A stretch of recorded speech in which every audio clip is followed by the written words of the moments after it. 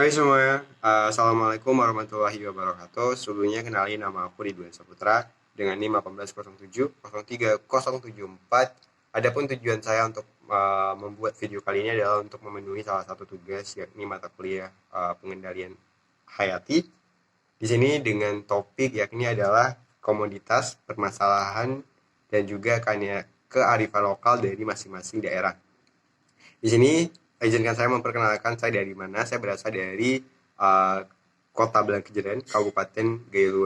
Nah, di sini saya akan menjelaskan sedikit tentang komoditas utama yakni berbasis pertanian yang ada di daerah saya. Gayo merupakan salah satu kabupaten yang ada di Aceh, yang mana Kabupaten Gayo sendiri itu mempunyai salah satu komoditas utama yakni bernama Seraiwangi. Saat ini, Seraiwangi menjadi salah satu komoditas unggulan untuk mendongkrak perekonomian yang ada di Kota Blangkijeren, Kabupaten Gayo. Seraiwangi atau biasa disebut dengan nama latin Andropogon nardus L atau Saembopogon nardus L merupakan salah satu jenis tanaman atsiri yang dalam dunia perdagangan dikenal dengan nama citronella oil. Minyak Seraiwangi Indonesia di pasaran dunia terkenal dengan nama Java Citronella Oil. Minyak ini disuling dari daun sariwangi, mengandung geraniol, citronella, borneol, limorem, kampen, dipanten, geranil, asetat, metileuganol, faresol, dan lain-lain. Dua senyawa penting yang menjadi standar mutu minyak Seraiwangi adalah citronella dan geraniol, yang merupakan bahan dasar pembuatan ester untuk parfum dan kosmetik. Sebagian besar produk minyak Seraiwangi itu diekspor untuk dipergunakan dalam industri sabun, parfum, kosmetik, antiseptik, aromaterapi, pengusir serangga, karbol, dan bahan aktif pestisida nabati. Itu merupakan salah satu penjelasan sedikit mengenai Seraiwangi yang ada di daerah Kabupaten Gayo. Saat ini penjualan di Kabupaten Gayo yakni komoditas yang berbasis pengembangan industri Seraiwangi cukup berkembang, yang mana bisa menghasilkan jutaan uang untuk komoditas ini.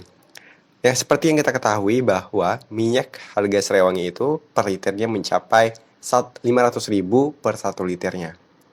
Nah, di sini saya akan menjelaskan sedikit mengenai permasalahan-permasalahan apa saja sih yang terjadi dalam proses berbudidaya Seraiwangi. Di sini, penyakit utama yang menjadi kendala dalam budidaya Seraiwangi adalah penyakit bercak daun yang disebabkan oleh Curvalaria andropogonesis. Gejala penyakit berupa bercak coklat baik di tengah maupun di tepi daun. Penyakit bercak daun menyerang semua varietas Seraiwangi atau Seraiwangi 1, Citrona agribun 1, dan Citrona agribun 2. Gejala penyakit ini ditemukan pada setiap kebun bervariasi. Biasanya kebun Seraiwangi pada daerah dataran rendah lebih berat serangannya dibandingkan bila ditanam di daerah dataran yang lebih tinggi. Selain itu juga, pengendalian penyakit bercak daun dapat dilakukan dengan cara mekanis, pestisida, kimia, dan agen hayati atau rhizobacteria. Fungisida berbahan aktif makozeb paling efektif untuk mengendalikan penyakit bercak putih pada Seraiwangi. Pengendalian bercak daun ini dilakukan dengan cara mekanis. Tanaman Seraiwangi dipanen pada saatnya panen, kemudian dibersihkan bila ada daun-daun yang terserang jauh ke tanah. Tanaman dibumbun dan diberi pupuk organik setelah berumur 1 sampai 1,5 bulan. Lalu tanaman Seraiwangi berdaun. Dilakukan penyemprotan fungisida berbahan aktif makozeb sesuai dosis anjuran 2 gram per 1 liter. Alternatif pengendalian lain khususnya untuk Seraiwangi organik dapat menggunakan agen hayati yaitu rhizobakteri. Pengujian beberapa rhizobakteri menunjukkan bahwa isolat dari spesies Burkholderia sp dapat menghambat pertumbuhan jamur Culvaria andropogonea. Dapat menghambat pengembangan pertumbuhan jamur. Jamur Chilvaria androgenesis lebih dari 50%, bahkan penggunaan rizobakteri dapat membentuk zona hambat yang kuat mencapai 10-20 mm. Hal ini disebabkan bahwa rizobakteri antagonis dapat mengeluarkan antibiotik berupa metabolit sekunder yang dapat menekan pertumbuhan patogen. Rizobakteri ini selain sebagai antagonesis juga diketahui berfungsi sebagai perangsang pertumbuhan tanaman atau PGPR. Rizobacteri antagonesis dikombinasikan dalam satu formula dengan bakteri pelarut fosfat atau Pseudomonas sp dan pengikat nitrogen Azospirillum sp. Pengendalian ini dapat dilakukan pada saat tanaman dengan cara merendam bagian perakaran dengan konsentrasi 5 mili per 1 liter air.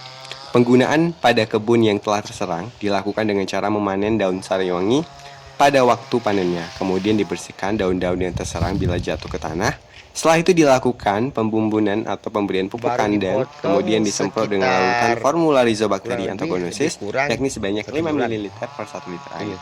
Penyakit bercek daun dapat dikendalikan dengan fungsida berbahan aktif mancozeb dan secara biologis dengan rizobakteri antagonesis, penggunaan fungisida berbahan aktif mancozeb dan agen hayati di lapang dapat menurunkan serangan penyakit 40-60%.